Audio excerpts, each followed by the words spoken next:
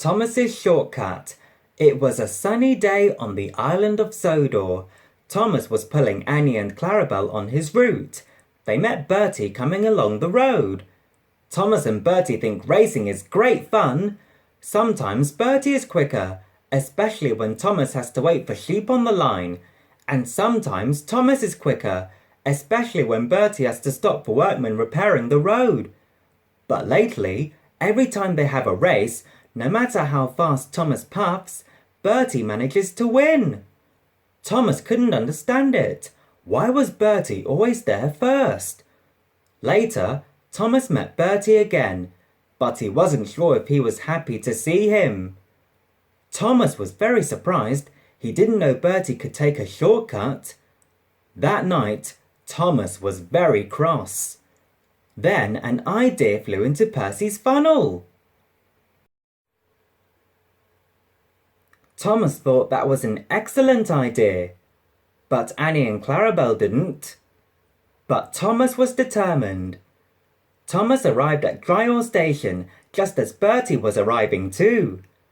Some passengers got off and some more passengers got on.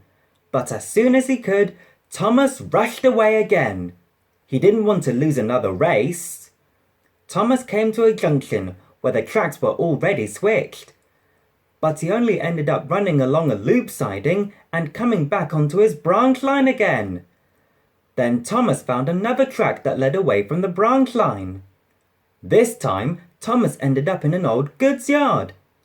The passengers were grumbling, but Thomas didn't want to give up. Finally, Thomas spotted an old track that led into the woods. Bertie was waiting for Thomas at the level crossing. Bertie's passengers were starting to grumble too, so Bertie went on his way again. Thomas pushed his way along the overgrown track. Annie and Clarabelle were not happy. Thomas had hit a rotten buffer in the undergrowth and his wheels had come right off the track. The passengers were not happy. Now they were going to be very late indeed. Thomas felt terrible. And then he saw his friend Bertie. Thomas's passengers thought that was a very good idea indeed, but Thomas still felt very silly. It was almost dark when Harvey came to shunt Annie and Clarabelle out of the way before lifting Thomas back onto the rails again. The Fat Controller was very cross. A few days later, Thomas was back on the track. He arrived at Knapford Station to pick up Annie and Clarabelle.